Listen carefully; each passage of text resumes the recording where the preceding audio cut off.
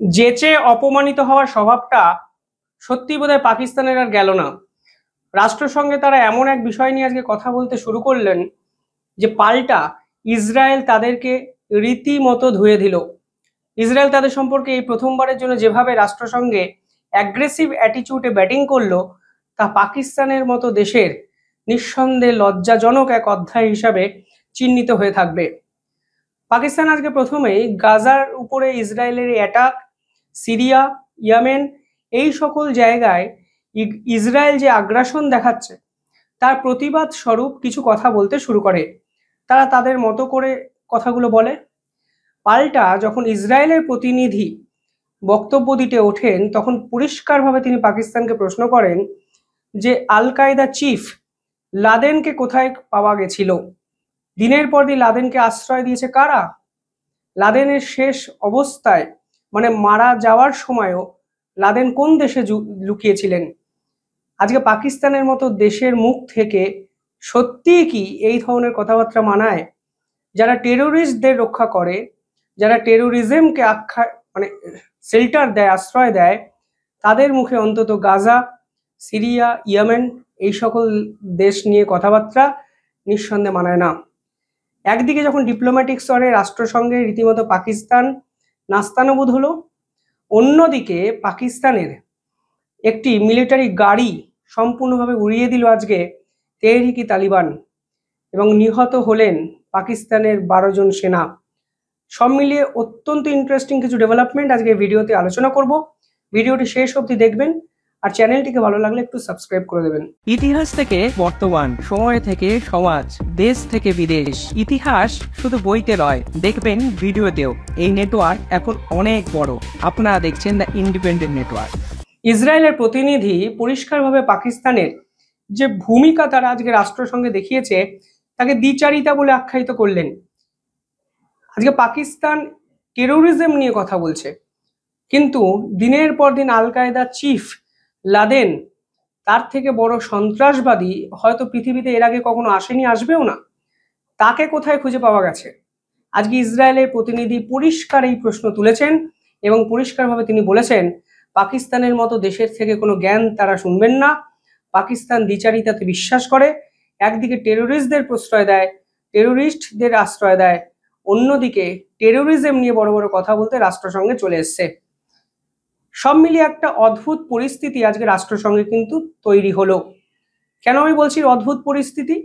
কারণ এর আগেও রাষ্ট্রসংঘে যখন অপারেশন সিন্দুর নিয়ে বিভিন্ন সময় ডিসকাশন করার চেষ্টা করা হয়েছে, তখন কিন্তু পাকিস্তানি বাধা দিয়েছে। অপারেশন সিন্দুরের আগের মাসে মানে যখন পেহেলগাম হত্যাকাণ্ড ঘটেছে, প্রথমবারের জন্য ইসরায়েল কিন্তু ভারতবর্ষের পাশে এসে দাঁড়িয়েছিল এবং ইসরায়েল পরিষ্কার বলেছিল যে পাকিস্তান দিনের পর দিন হামাসকে প্রশ্রয় দিচ্ছে এবং পেহেলগাম হত্যাকাণ্ডের পিছনে হামাসের মতো জঙ্গি সংগঠনও আছে, এবং হামাস পেহেলগাম হত্যাকাণ্ডের 1 মাস আগে পিওকেতে পাক অধ্যুষিত কাশ্মীরে গিয়ে সভা করেছে, মিটিং করেছে, এবং সেখান থেকেই ভারতকে অশান্ত করার ব্লু প্রিন্ট কিন্তু তৈরি হয়েছে। অর্থাৎ ইসরায়েল পাকিস্তানের এই রকম কার্যকলাপ সম্পর্কে কিন্তু পরিষ্কার সবকিছু জানে। আজকের দিনে দাঁড়িয়ে সেই পাকিস্তান রাষ্ট্রসংঘে গিয়ে টেরোরিজম নিয়ে কথা বলছে, তা আবার ইসরায়েলের বিপক্ষে। তাই ইসরায়েল যে ছেড়ে দেবে না তা তো সকলেই বুঝতে পেরেছিলেন।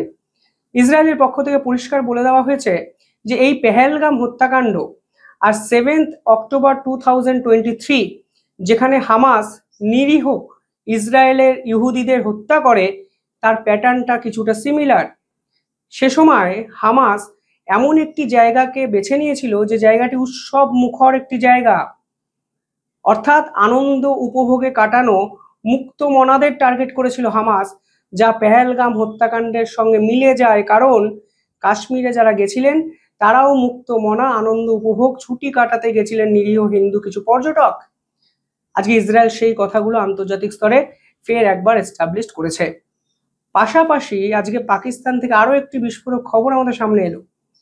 সেখানে বলা হচ্ছে আজকে তেহরিকি তালিবান, অর্থাৎ পাকিস্তানের একদম পশ্চিম প্রান্তে অবস্থিত তালিবানরা আজকে একটি সেনাবাহিনীর গাড়ি উড়িয়ে দিয়েছে। ফলে পাকিস্তান সেনাবাহিনীর দৈন্য দশাটা একবার ভাবুন।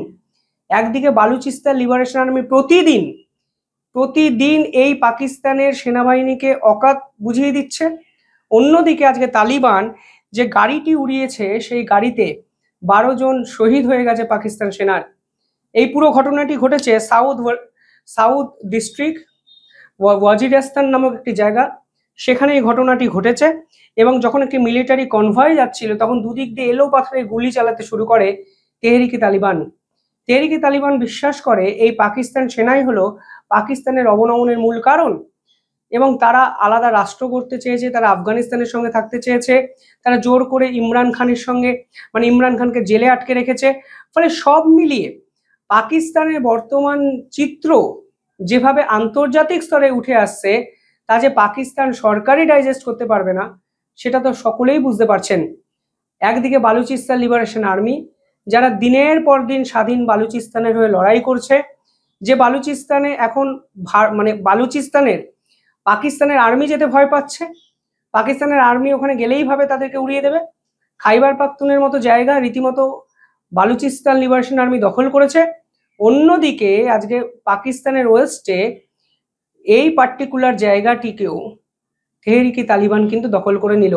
আর নিজেদের দেশে যারা একের পর এক বিদ্রোহী গ্রুপ দ্বারা জর্জরিত, যাদের সেনা এই সকল বিদ্রোহকে থামাতেই পারছে না, তারা রাষ্ট্রসংঘে কি জ্ঞান দিচ্ছে টেরোরিজম নিয়ে, তাও আবার ইসরায়েলকে, যে ইসরায়েল আবার এই পাকিস্তানকে আজকে বুঝিয়ে দিয়েছে ভাই লাদেনটা কোথায় ছিল। লাদেন তোমার দেশে ছিল, লাদেন তোমাদের দেশে দিনের পর দিন লুকিয়েছিল। তোমরা হঠাৎ করে গাজা, সিরিয়া, ইয়েমেন, টেরোরিজম এগুলো নিয়ে আমাদের বিপক্ষে বলতে এসছো। মান সম্মান থাকলে আজকে যেভাবে পাকিস্তান আন্তর্জাতিক স্তরে অসম্মানিত হয়েছে, দ্বিতীয়বারের জন্য তারা রাষ্ট্রসংঘে এই ধরনের কথাবার্তা বলবে বলে আমার মনে হয় না।